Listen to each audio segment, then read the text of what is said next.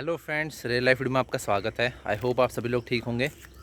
और बहुत सारे लोग इंस्टा आईडी के लिए कह रहे थे, तो चैनल के लिंक में मैं आप लोग को इंस्टा की आईडी और अपना जीमेल दे दूंगा। वैसे चैनल के अबाउट सेक्शन में दोनों चीज़ें हैं, टेलीग्राम का भी लिंक है वहाँ पे, तो आप सभी लोग वहाँ पे जाके फॉलो कर सकते हैं और जिसको जो प्रॉब्लम है वो शेयर कर सकता है उधर। तो आज बहुत इम्पोर्टेंट मुद्दे पे बात करूँगा। आप लोगों ने, बहुत सारे बच्चों ने कमेंट किया था कि सर एक मुद्दा आजकल बहुत हाईलाइटेड चल रहा है और वो है रेलवे को जो है उसकी जो हिस्सेदारी है। और बहुत सारे बच्चे कह रहे हैं कि रेलवे क्या सर प्राइवेट हो चुकी है, तो ऐसा कुछ नहीं है, प्राइवेटाइजेशन ही हो रहा है अभी। तो अगर बात करें दोनों पहलू से, तो कुछ स्टेशन जैसे 400 स्टेशन और कुछ पैसेंजर ट्रेन्स और बहुत सारे स्टेडियम्स उनमें, और कुछ जैसे रेल विकास निगम का तो कब के 15% उसके जो टैक्स हैं वो बेच दिए गए हैं। तो इस पे बात करूँगा आज की क्या है मुद्दा, और दोनों पहलू की बात करूँगा। सरकार के पहलू की बात भी करूँगा और हमारा पक्ष भी बात करूँगा, तो क्या सरकार की मंशा है और आगे क्या होगा इस पर। तो बात करूँगा रेलवे की, तो टोटल 1.5 लाख करोड़ रुपए रेलवे से की जो संपत्ति है उसको लीज पे देके जुटाने की बात चल रही है। और वैसे ओवरऑल अगर देखा जाए तो 6 लाख करोड़ रुपए सरकार का टारगेट है कि 6 लाख करोड़ रुपए हमें जुटाने हैं पैसे। तो सरकार कह रही है कि रेलवे के आधुनिकीकरण के लिए और रेलवे के विकास के लिए ये पैसे की ज़रूरत है, इसलिए हम रेलवे की जो संपत्ति है वो हम थोड़ा सा लीज पे दे रहे हैं, या कह सकते हैं कि एक तरीके से किराए पे दे रहे हैं। और उसका जो स्वामित्व है, यानी जो उसकी जो टोटल कंट्रोल है वो गवर्नमेंट के पास ही रहेगी, यानी मालिक गवर्नमेंट ही रहेगी, बस चलाने वाला कोई और होगा। तो इस तरीके से गवर्नमेंट हवाला दे रही है कि इन चीज़ों के अंडर में हम आपको सरकार ने नेशनल मोनेटाइजेशन पाइपलाइन, यानी नेशनल मोनेटाइजेशन प्रोग्राम भी कह सकते हैं जिसको, तो वो लॉन्च किया हुआ है। तो उस पर सरकार कह रही है कि जो चीज़ों का जो सरकार लीज पे दे रही है तो उसका जो स्वामित्व है यानी कंट्रोल सरकार के पास ही रहेगा। यानी एक कह सकते हैं कि तय सीमा तक, यानी कुछ टारगेट दे दिया जाएगा, तो उससे सरकार को राजस्व प्राप्त होगा, रिवेन्यू जनरेट होगा। और उससे क्या होगा कि जो आधारभूत जो स्ट्रक्चर है उसको हम सुधारेंगे, यानी जो बेसिक जो काम होने हैं, जो रेलवे का रीडेवलपमेंट होने की बात कर रहे हैं, कि रेलवे को अच्छा बनाने की बात कर रहे हैं इस मॉडल के तहत, जिसका नाम है नेशनल मोनेटाइजेशन पाइपलाइन। इस पर बहुत ज़्यादा बहस चल रही है। आज सरकार ये कह रही है कि हम एक तय सीमा के लिए, नहीं इतने टाइम के लिए इस चीज़ को हम लीज पे दे देंगे और उसके बाद हम वापस ले लेंगे, और फिर इससे हमें रिवेन्यू जनरेट होगा और रेलवे का रीडेवलपमेंट भी होगा। उसमें क्या है, रेलवे की ज़मीन भी है और रेलवे कॉलोनी है, रेलवे की जो खाली पड़ी ज़मीन है, और स्टेडियम्स हैं और ट्रेनें हैं और स्टेशंस हैं, तो उसको सरकार पीपीपी मॉडल पे चलाना चाहती है। तो आप लोग को पता होगा कि पीपीपी मॉडल क्या होता है। पीपी का फुल फॉर्म होता है पब्लिक प्राइवेट पार्टनरशिप, यानी पब्लिक यानी सरकार और प्राइवेट फर्म की जो मदद से जो चीज़ें चलती हैं, तो उससे सरकार अब चलाने की बात कर रही है। और उसके ही तर्ज पे बहुत सारी ट्रेनें चलाने की बात कर रही हैं प्राइवेट, तो बहुत सारी रूटों पे प्राइवेट ट्रेनें चलाने की बात कर रही है। तो ये सरकार की मंशा है कि इस तरीके से हम चीज़ों को रीडेवलपमेंट का काम करेंगे। तो आप लोग एक बार ज़रूर इस पे आप लोग सर्च करना। तो नेशनल जो मोनेटाइजेशन पाइपलाइन या प्रोग्राम है, निर्मला सीतारमण जी ने जिसके बारे में बहुत लंबा चौड़ा बयान दिया है अपनी सफाई में, तो आप उसको ज़रूर एक बार उसके बारे में सर्च करना। पैसा जुटाएंगे, ये स्टेडियम्स हो गया, रेलवे पैसेंजर ट्रेन्स, एक ट्रेन तो पहले ही चला चुका है ये प्राइवेट ट्रेन, आपको पता ही है 2-3 साल पहले। तो 2017 से ये बात चल रही है कि रेल का विकास और रेल की जो स्ट्रक्चर है, बेसिक स्ट्रक्चर, उसको सुधारने के लिए और पब्लिक को और ज़्यादा सुविधा देने के लिए गवर्नमेंट ये कदम उठा रही है। ये है गवर्नमेंट का मानना कि पब्लिक के वेलफेयर के लिए गवर्नमेंट इसको लीज पे दे रही है। और कॉर्पोरेट सेक्टर जो बड़े बड़े आप समझ ही रहे हैं उद्योगपति हैं, और जो आजकल ट्रेंड पे चल रहे हैं जो उद्योगपति है, वही ये चीज़ को खरीद रहे हैं और रेलवे के विकास का हवाला दे रहे हैं गवर्नमेंट। तो अगर चाहती है तो गवर्नमेंट खुद भी इसका कर सकती है, और बहुत रैपिड तरीके से कह सकते हैं, बहुत तेज़ी से गवर्नमेंट कह रही है कि हम इसका विकास करना चाहते हैं रेलवे का, क्योंकि जो रेलवे है वो बेसिक स्ट्रक्चर है पूरे कंट्री का। इसको एक क्या कहते हैं कि रेल को लाइफ लाइन माना जाता है, और बाई पैसेंजर ये नहीं, और भी इसको आपको पता ही है कि गुड्स ट्रेनें चलती हैं बहुत सारी, और अभी तो एक डेडिकेटेड फ्रंट बन चुका है, आपको पता ही है, वहाँ से सीधे मालगाड़ियाँ चलेंगी। तो 4 शहरों को कनेक्ट करने की बात चल रही है उस पर। आप भी इसको एक बार उस पर रिसर्च करें कि डेडिकेटेड फ्रंट कॉरिडोर क्या है। तो एक तरीके से प्राइवेट फ्रंट है, उसमें खूब सारी मालगाड़ियाँ चलेंगी। उसके लिए एक बार वैकेंसी भी निकल के आई थी DFSL CIL की इसमें बीच में, तो वही चीज़ है।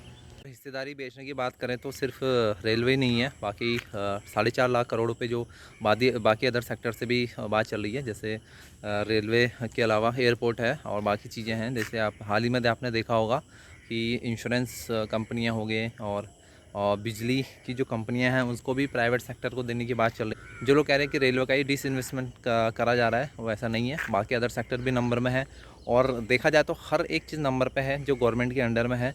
गवर्नमेंट वो हर चीज़ को उसका इन्वेस्टमेंट करना चाह रही है, तो चाहे कुछ भी हो। तो सिर्फ आप लोग जो सोच रहे हैं कि रेलवे ही टारगेट में है, ऐसा नहीं है। तो रेलवे तो सिर्फ एक जरिया है, क्योंकि सबसे बड़ा सेक्टर है और सबसे ज़्यादा एम्प्लॉय सेक्टर भी है। कह सकते हैं कि सबसे ज़्यादा जॉब प्रोवाइड भी करता है पूरे ऑल ओवर इंडिया में। तो इस तरीके से भी लाइफ लाइन बनती है। तो इस चीज़ का सरकार के पक्ष में देखा जाए तो सरकार कह रही है कि हमें इसको सुधारने के लिए और विकास करने के लिए, क्योंकि पहले के स्टेशन और अब के स्टेशन में अंतर तो है, ऐसा भी नहीं कहा जा सकता कि अंतर नहीं है। और कुछ बेसिक सुविधाएं भी बढ़ी हैं। मैंने भी बहुत सारे स्टेशन ऐसे देखे हैं जो नहीं अच्छे थे, लेकिन आज देखा जाए तो बहुत अच्छे हैं। मतलब एकदम एयरपोर्ट के तर्ज पर उनको बनाया जा रहा है। आप सुनते होंगे कि इस रेलवे स्टेशन का आधुनिकीकरण कर दिया गया है या इसको अच्छा बना दिया गया है। तो ये चीज़ अच्छी है, लेकिन सरकार के पीछे तो सरकार की जो मंशा है इस चीज़ के पीछे, वो समझ में नहीं आ रही है कि सरकार ऐसा कर क्यों रही है।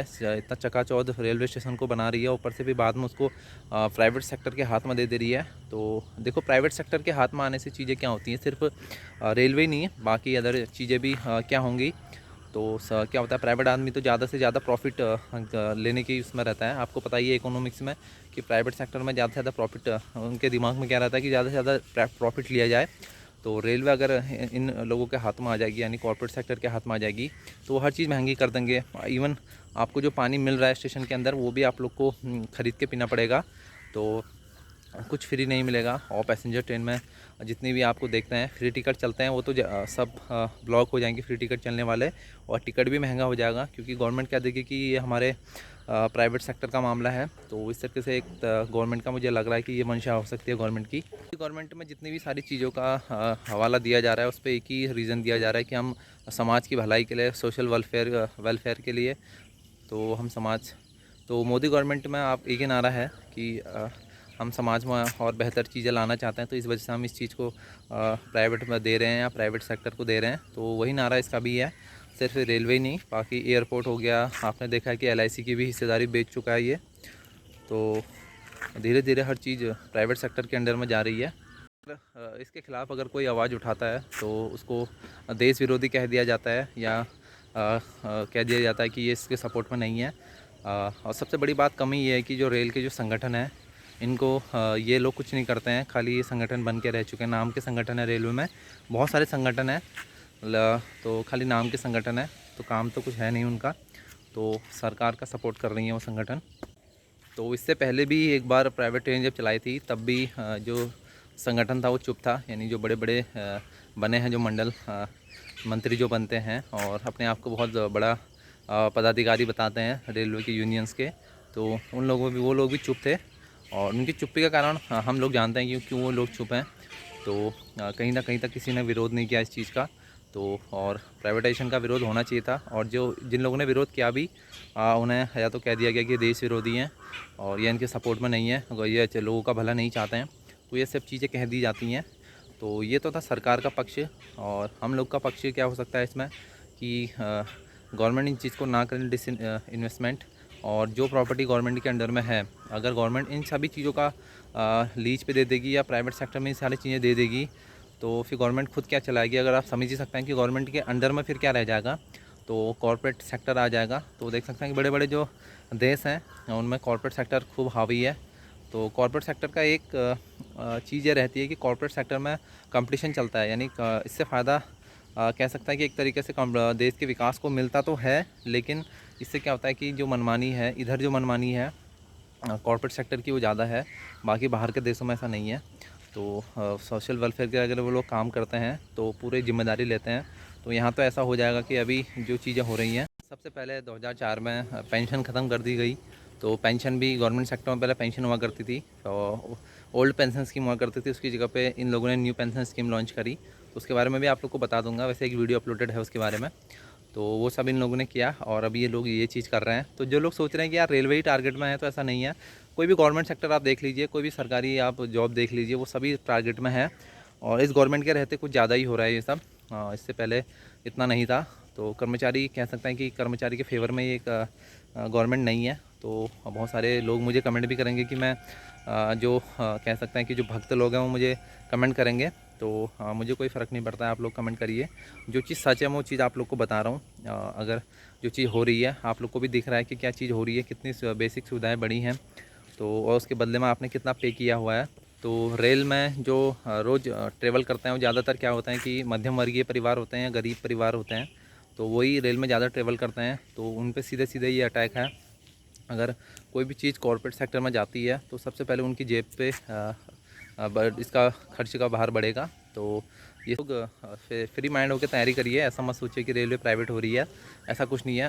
हम खुद रेलवे के अंदर में जॉब कर रहे हैं और ऐसे कुछ अभी तो कुछ हो नहीं रहा है, बस कुछ चीज़ें लीज में देने की बात कर रही हैं।